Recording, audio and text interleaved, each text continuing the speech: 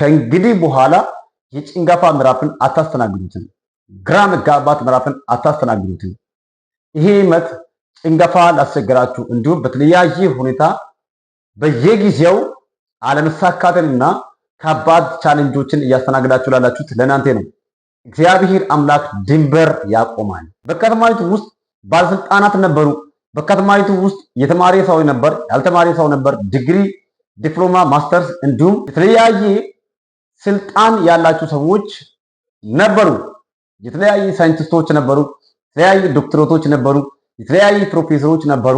በእናንተና በህይወታችሁ ላይ ክርክር የሌለበት ምንጭ እግዚአብሔር በመስጠት በነገር ሁሉ ፍሬያማ ያደርጋችኋል። በሐዘን ፋንታ የደስታ አክሊልን፣ በለቅሶ ፋንታ የሳቅ አክሊልን በእናንተና በነገራችሁ ላይ በጌታ በኢየሱስ ስም ስልጣን ዛሬ ምሽት ድንበር ይቆማል። ይሄ ዓመት አንተ ጋር ሲደርስ መልእክቱ ያንተ ነው። እርግጠኛ ሁን፣ መልእክቱ ያንቺ ነው የሚሆነው። ይሄ ዓመት ለደረሰው ሰው ነው መልእክቱ።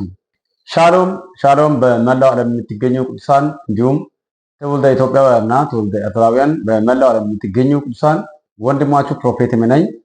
የክራይስት ሮክ ኮሚኒቲ ኢንተርናሽናል ቤተክርስቲያን መስራችና ባለራዕይ እግዚአብሔር በውስጤ ያስቀምጠውን እውነትን ዛሬ ወደ እናንተ ይዤላችሁ መጥቻለሁ። እስከ መጨረሻ ድረስ ሁላችሁም በትዕግስትና በጥሞና እያዳመጣችሁ እንድትባረኩበት እና እንድትሰሙት እንዲሁም ለብዙ ሰዎች እንደርስላቸው ሼር እንድታደርጉት ይሁን። የእግዚአብሔር ሰላምና ጸጋ በድጋሚ ለእናንተ ይብዛላችሁ። የእግዚአብሔር ቃል ስናገር በሁለተኛ ነገሥት ምዕራፍ 2 ቁጥር 19 እስከ 22 ክፍል ያለው ክፍል በምናነብበት ጊዜ ኤልሳዕ የተባለ ሰው ወደ ኢያሪኮ ከተማ እንደገባና ወደ ኢያሪኮ ከተማ ገብቶ በከተማይቱ ላይ ያለው ጭንገፋ ከተማይቱ ላይ እንዳለ የከተማይቱ ሰዎች ለኤልሳዕ ነገሩት። ኤልሳዕም ደግሞ ያንን ጭንገፋ እንዳለ ከሰማ በኋላ ውሃ ያለበት ምንጩ ጋር እንደተጓዘ በምንጩ ላይ ደግሞ ጨውና አዲስ ማስሮ ይዛችሁ አምጡ ብሎ ልክ ምንጩ በሚፈልቅበት ቦታ ላይ በመጨመር ከተማይቱ ላይ ያለው ጭንገፋን እንደሰበረ የእግዚአብሔር ቃል ይናገራል። ዛሬ ወደ እናንተ ይዤላችሁ የመጣሁት የመልእክቴ ዋና ሐሳብ በስራ ጭንገፋ፣ በትዳር ጭንገፋ፣ በልጅ ጭንገፋ እንዲሁም በብዙ አይነት ነገር ጭንገፋ ላስተናገዳችሁ ሰዎች ከእግዚአብሔር ዘንድ የሰማሁትን መልእክት ይዤላችሁ መጥቻለሁ። እግዚአብሔር አምላክ ከዛሬ ቀን ጀምሮ ይሄ መልእክት ሰምታችሁ ስትጨርሱ የጭንገፋ ምዕራፍ ለአንዴና መጨረሻ ያበቃል።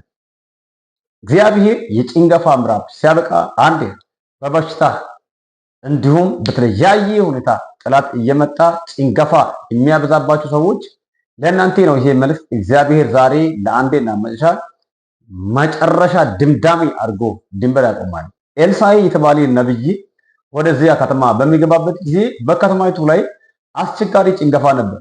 ከሰው እስከ እንስሳ፣ ከእንስሳ እስከ ሰው፣ ወንድ ሴት ሁሉ ጭንገፋ እያስተናገደ በየዓመት የተጨነቁ ነበር።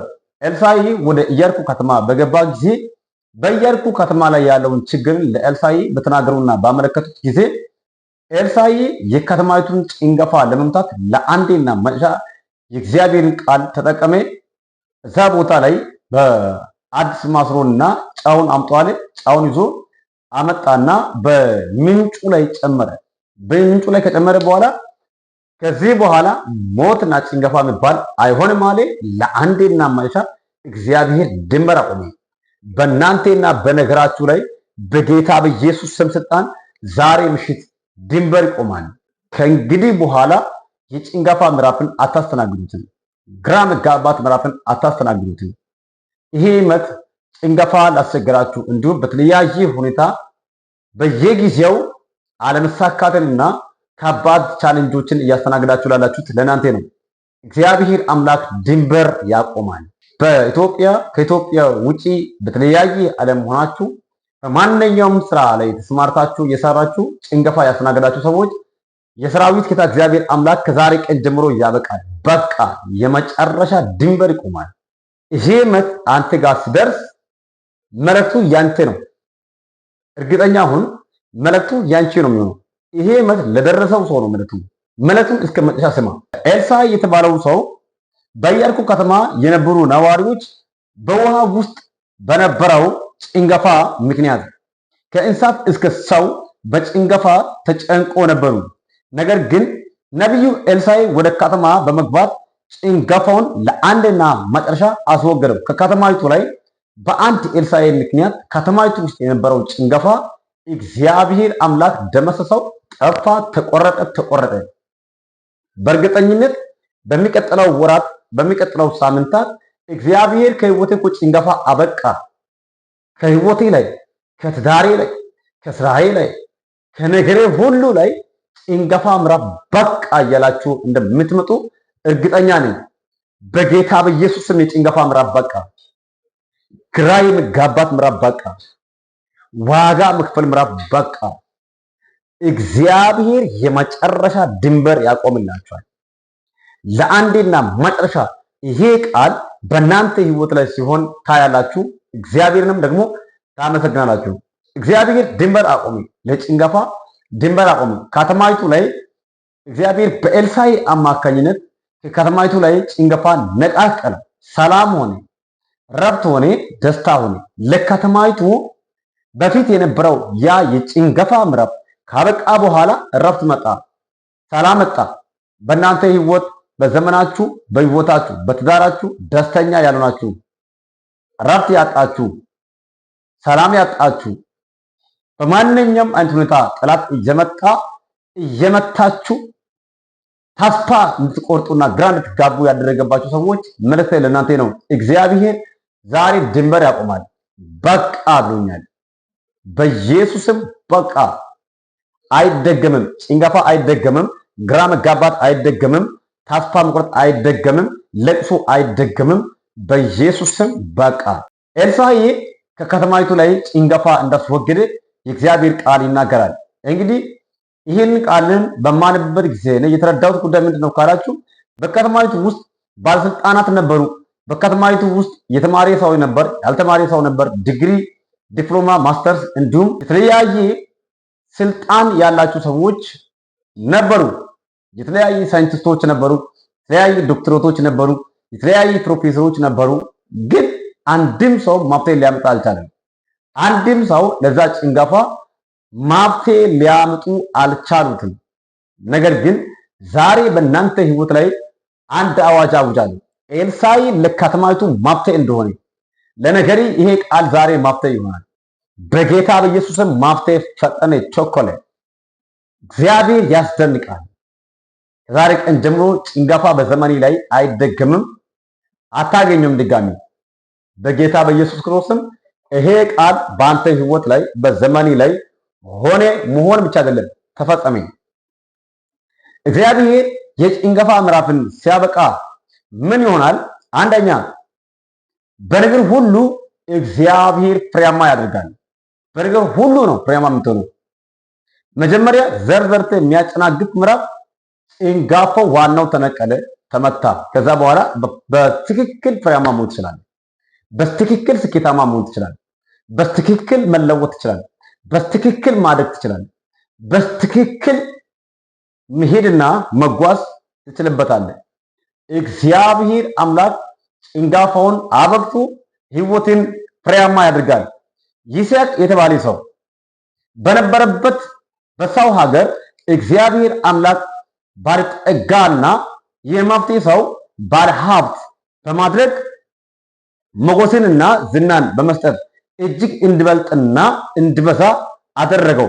ያም ብቻ አይደለም፣ ደግሞ ሌላ ከሚደፈኑትና ከሚከራከሩት በላይ የሚበልጠውን ትልቅ ምንጭን በመስጠት እግዚአብሔር አምላክ ትርፋማና ስኬታማ ሰው እንዲሆን አደረገው። እግዚአብሔር አምላክ ይስሐቅን የባረከበት በረከት ሰዎች መጀመሪያ ከለከሉት፣ ሁለተኛው ጋር መጣ፣ ከለከሉት፣ ያን ቦታ ተው፣ ቀጠለ፣ ሌላኛው ጋር መጣ፣ ከለከሉት፣ ተው፣ ሶስተኛ ጋር ግን ሲደርስ ጭንገፋ አልሆነበትም፣ ፍሬ አልሆነለበትም። እግዚአብሔር ሪሆቦት የተባለ ትልቅ ምንጭን አሳልፎ ሰጠው። በእናንተና በህይወታችሁ ላይ ክርክር የሌለበት ምንጭ እግዚአብሔር በመስጠት በነገር ሁሉ ፍሬያማ ያደርጋችኋል። በነገር ሁሉ ስኬታማ ያደርጋችኋል። በሀገሪቱ ላይ ከነበሩ ሰዎች ሁሉ ይልቅ ይስሐቅ ባለጠጋ ሆነ፣ ተባረከበት፣ ትርፋማ ሆነ። እግዚአብሔር በነገር ሁሉ ባረከው፣ ባለጠጋ ሰው በማድረግ አበረታው፣ ትልቅ ሰው አደረገው። እግዚአብሔር ባረከ፣ መባረክ ብቻ አይደለም፣ ባጠጋ ሰው ባጠግነት ብቻ አይደለም፣ እጅግ እስኪበልጥ ድረስ እንዲበዛ እግዚአብሔር አደረገው፣ ባረከው። በእናንተና በነገራችሁ ላይ በእናንተና በሕይወታችሁ ላይ የእግዚአብሔርን ቃል አውጃለሁ። በጌታ በኢየሱስም ባጠግነት ያገኛችኋል።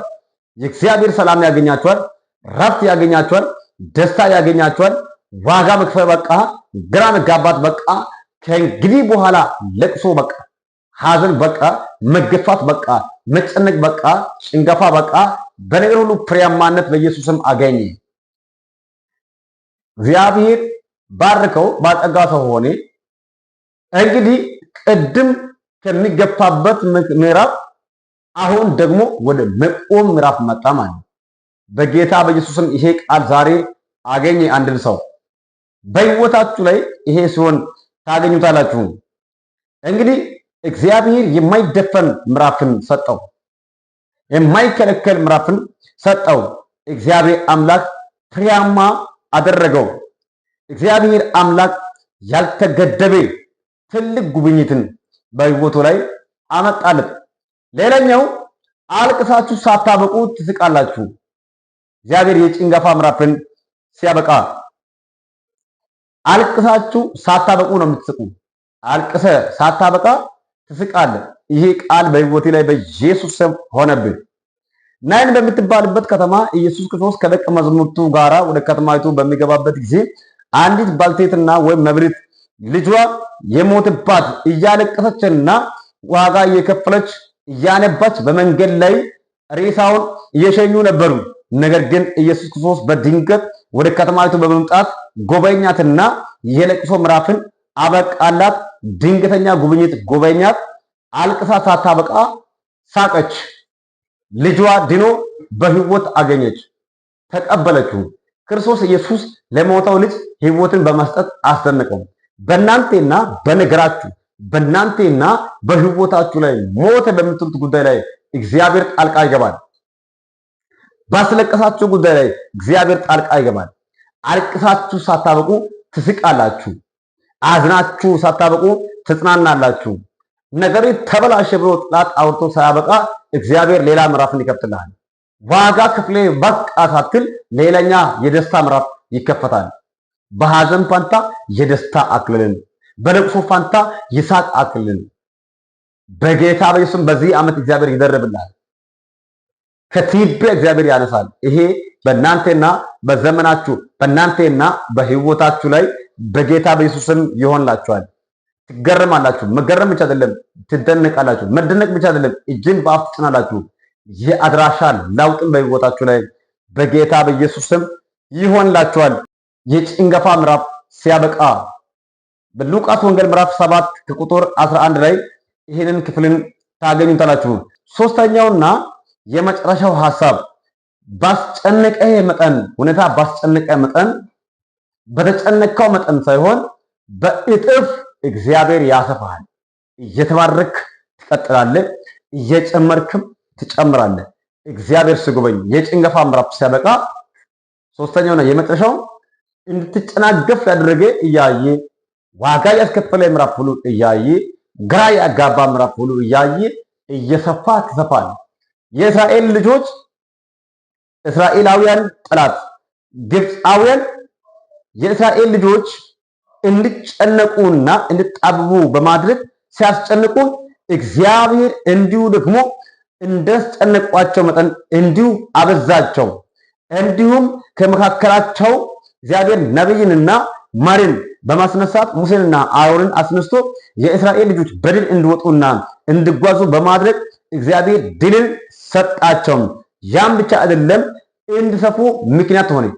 በእናንተና በሕይወታችሁ ላይ የእግዚአብሔር ቃል አውጃለሁ። በጌታ በኢየሱስም ጠላት ካስጨነቀው በላይ እግዚአብሔር አምላክ ያስደንቀሃል።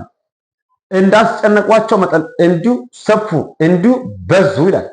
መብዛት፣ ማደግ፣ መለወጥ፣ በነገር ሁሉ ቀና ማለት በእናንተ ሕይወት ላይ ሆነ። ይሄንን ቃል አሜን ለምትሉ ሁሉ በጌታ በኢየሱስም ይሆንላችሁ።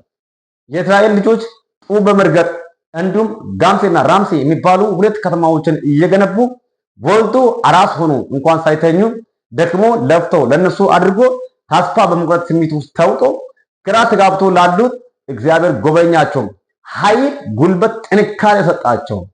እንዳስጨነቋቸው መጠን እንዲሁ እንዲበዙ እግዚአብሔር አደረገ። እግዚአብሔር በዚህ ዓመት በአስጨናቂዎች ፊት ያበረታቸዋል። ግራም በሚያጋቡት ሁኔታዎች መሃል ኃይልና ጉልበት ይሆናቸዋል።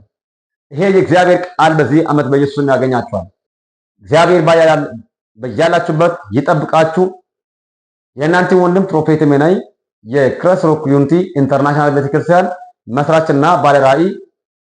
ከዚህ በሚቀጥለው ጊዜ በሌላ ቪዲዮ እስከምንገናኝ በያላችሁበት ሰላማችሁ ብዙ ይሁን።